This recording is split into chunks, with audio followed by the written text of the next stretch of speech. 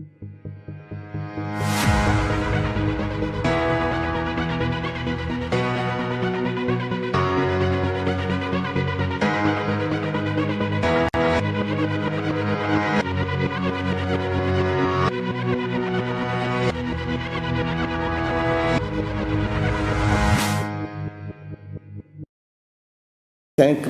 initiatives, 3 programmes et 5 accès.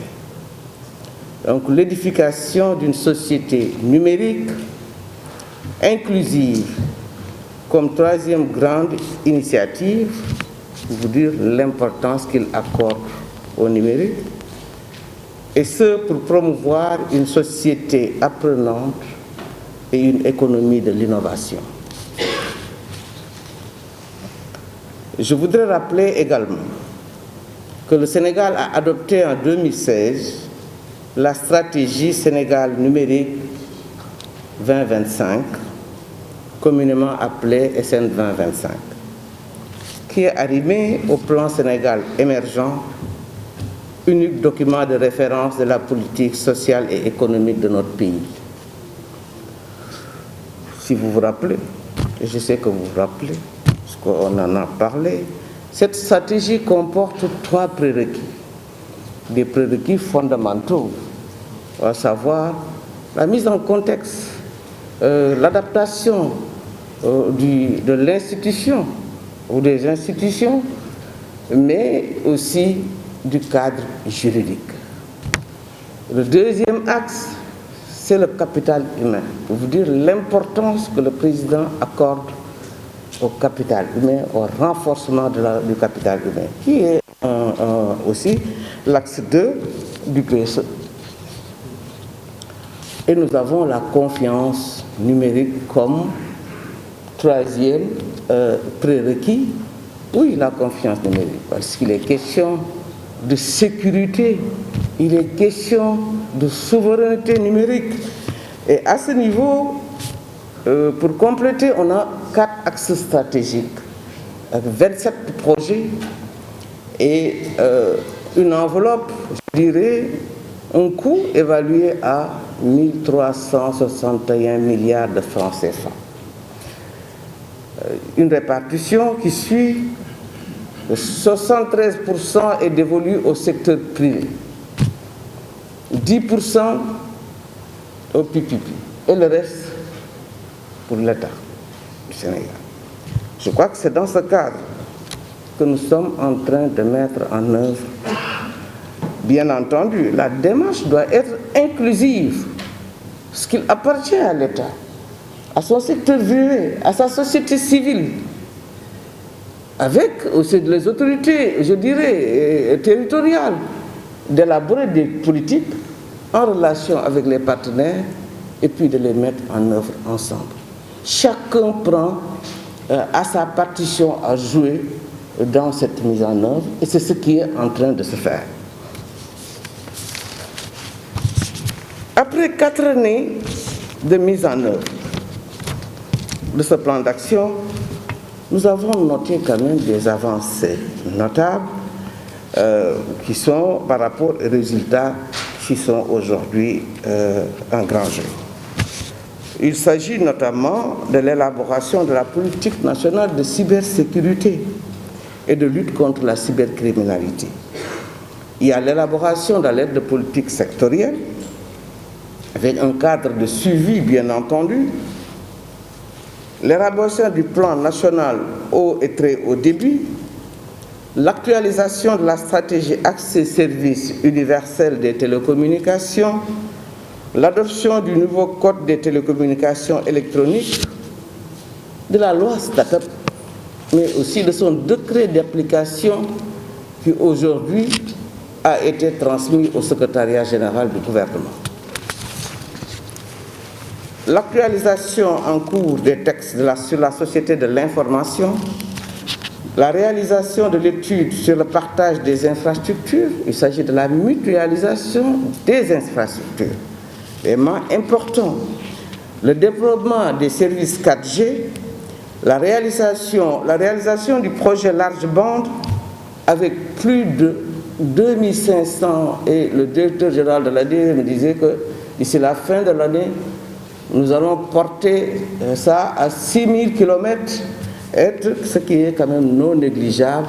Et ça, c'est uniquement pour l'infrastructure de l'État, compte tenu des infrastructures de Sénélec en fait partie, bien entendu, mais des infrastructures mises en place par les opérateurs. Ce qui va nous porter à 13 000 km de fibre optique d'ici la fin 2020. Il y a aussi et surtout l'implantation, il l'a dit, monsieur le conseiller spécial du président de la République et monsieur le président d'Optique, la mise en place en cours du parc de technologie numérique et que de Diamniadio, qui est au cœur du dispositif. Les travaux ont été, je pense que vous avez même été conviés au démarrage des travaux. Aujourd'hui, nous pouvons dire que c'est un projet en marche.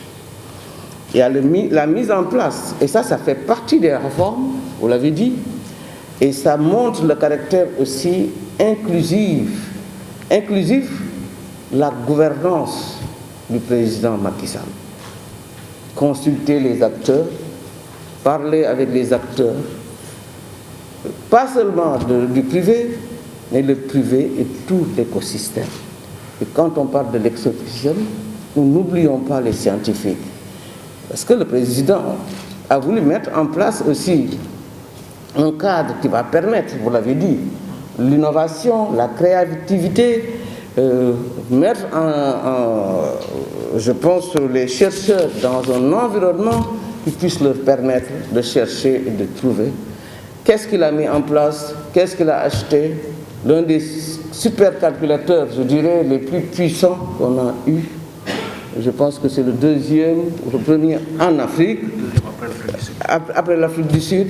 Et ça, je pense, ça mérite des applaudissements. Ça mérite des applaudissements. La mise en place du Conseil national du numérique était attendue, très attendue.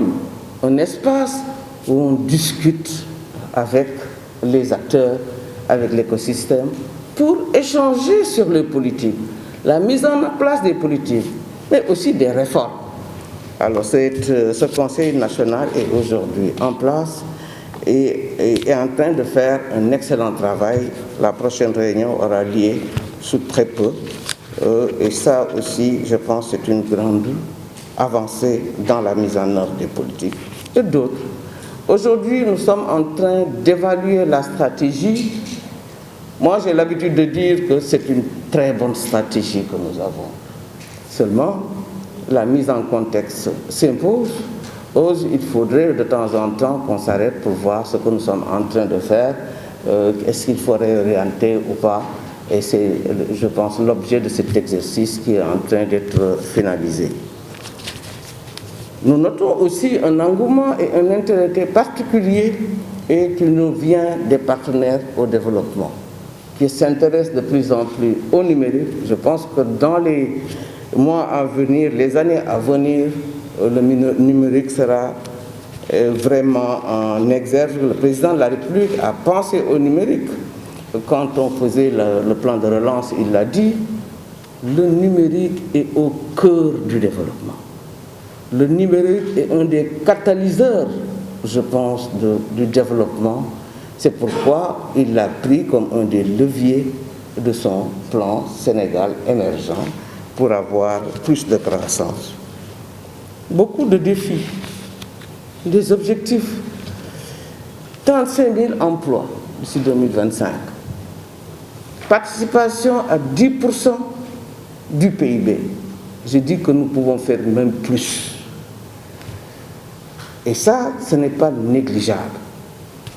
Ce qu'il faut retenir, et nous le verrons plus loin, c'est sa capacité de créer de la valeur ajoutée. Cette capacité d'innover. Je pense de permettre non seulement une création de richesse, mais un gain du temps. Ça veut dire quoi? Ça veut dire cette capacité de nous rendre plus efficaces. Bien entendu, la digitalisation de l'administration a été prise en considération, je pense, dans le deuxième axe, à savoir une administration connectée au service de l'État, mais aussi et surtout au service de l'entreprise. Et ça implique une digitalisation forte des procédures, une dématérialisation des procédures, qui sont aujourd'hui identifiées à 750 et les 500 doivent être effectivement dématérialisées d'ici 2025.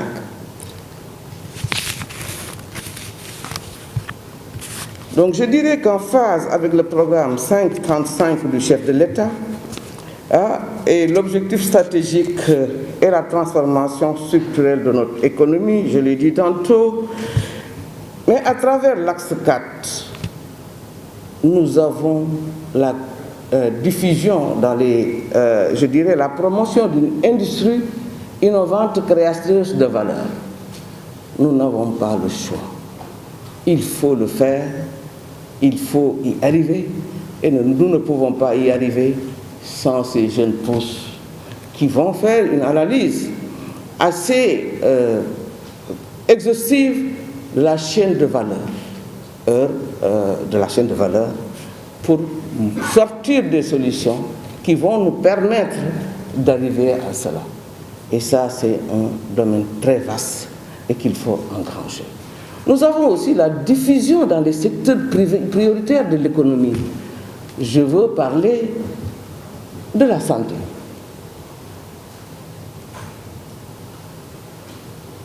La santé aujourd'hui, je pense que nous n'avons plus le choix, d'ailleurs. Au plan, le programme, je disais, d'investissement sur la santé pour une durée de 3 ans, évalué à 500 milliards pour le moment, ce programme prendra en considération cette e-santé. Il sera au cœur parce que nous n'avons pas le choix. D'ailleurs, la Covid-19 a fini de montrer l'importance de la digitalisation, l'importance du numérique dans la gestion du système de santé, dans la gestion hospitalière, avec la gestion des malades, la gestion des lits, la gestion des médicaments, pour ne citer que ça. Je pense que dans le cadre du DAN-Covid, qui est une alliance écosystème-État, nous avons pu mettre en exergue tout ça dans le Covid, pour l'important travail qu'ils ont abattu durant la Covid-19. J'espère que ça va être derrière nous, mais que ça va continuer. D'autres secteurs prioritaires, on a vu durant cette période le développement du e-commerce, mais aussi, je pense, du transfert. Les enseignements qui ont été tirés sont nombreux. C'est qu'aujourd'hui, nous devons digitaliser ce système, mais aussi d'autres systèmes, parce que nous avons les e-agriculture. Le président de la République a parlé de la souveraineté alimentaire, oui, la souveraineté sanitaire, oui, mais tout cela se fera avec le numérique. Et tout cela se fera avec nos jeunes pousses, tout cela se fera avec leur capacité d'innovation et de créativité. La présente cérémonie, donc m'offre l'agréable occasion de me retrouver à nouveau avec l'écosystème du numérique. C'est une partie, parce que pour cause de pandémie, c'est une partie de l'écosystème qui est là, à travers la création par décret, le président de la République a créé par décret numéro 2020, je dirais 2020, 1710 du 10 septembre 2020, le Grand Prix du chef de l'État pour l'innovation numérique. Et dans cette optique,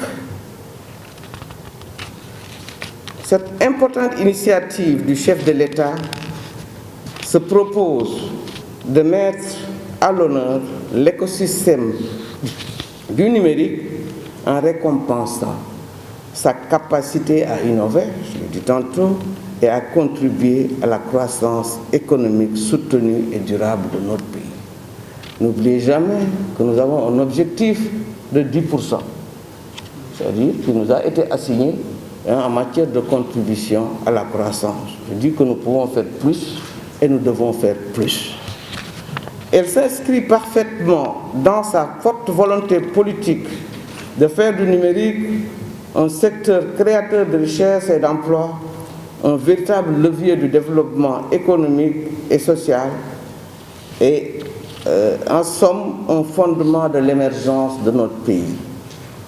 À ce propos, une première édition du Grand Prix du Président de la République pour l'innovation du numérique est couplée avec la seconde édition du Forum du numérique durant la période du 26 au 27 novembre 2020 au Centre international de conférence Abdou Diouf de Diamniadio. En choisissant le thème « Les technologies émergentes au service du développement économique, social et environnemental », cette édition permet de mettre en exergue les projets d'entreprise, les projets et les entreprises numériques qui, de par leur innovation, leur impact, contribuent fortement à améliorer la vie des Sénégalais et à assurer la résilience et la relance des différents secteurs de l'économie nationale. Mesdames et messieurs, le Grand Prix du chef de l'État pour l'innovation numérique qui nous réunit aujourd'hui ambitionne de stimuler davantage cette créativité qui sommeille en chacun d'entre vous et l'innovation technologique pour favoriser de nouveaux produits et de nouvelles pratiques. Vous l'avez fait, vous l'avez prouvé pendant la Covid-19. Je disais que la Covid-19 a réveillé toute la créativité qui sommeillait le génie créateur des Sénégalais. Et ce qui sommeillait, ce qui était enfoui, latent, je dirais, nous avons pu les exprimer. Et c'est avec ce génie créateur, on a eu beaucoup de créations, c'est pourquoi je dis que le Grand Prix, et aujourd'hui, on n'aura pas beaucoup de problèmes pour avoir effectivement de bons candidats parce que beaucoup de travail a été fait pendant cette période. Donc, une mise en œuvre efficace et efficiente de cette belle initiative du Président de la République. Pour cette belle initiative du Président, je voudrais vous assurer que toutes les dispositions sont mises au point. Il s'agit notamment de la mise en place d'un jury national composé d'experts de haut niveau de l'écosystème numérique. Je vous annonce que le président du jury est le professeur Marito Ignan. Alors, il y a la définition aussi des règles claires et concises pour le fonctionnement du jury, la mise en place des critères partagés pour l'éligibilité au concours, mais la mise à disposition surtout de moyens conséquents pour un bon déroulement du processus. Mesdames et messieurs, je ne saurais terminer sans réitérer mes sincères remerciements au Président de la République pour cette capacité d'anticipation, pour la confiance et l'honneur qu'il me fait en me permettant d'organiser avec vous ce grand événement. Je voudrais exprimer ma gratitude à l'ensemble des acteurs du numérique et d'autres qui soutiennent l'initiative à travers des groupes de travail mobilisés dans le contexte difficile de la pandémie de la Covid-19. Pour clore mon propos, je voudrais appeler l'ensemble des acteurs du numérique. Monsieur le Président de Optique m'a confirmé aujourd'hui leur engagement, ne saurait faire défaut, et l'engagement de l'écosystème pour accompagner davantage cet important projet novateur qu'est le Grand Prix du Président de la République pour l'innovation numérique. Aussi, j'invite les startups du numérique, les jeunes et les femmes porteurs de projets à participer massivement à ce concours. Sur ce, et au nom du chef de l'État, je déclare officiellement lancé le Grand Prix du Président de la République pour l'innovation numérique. Je vous remercie de votre aimable attention.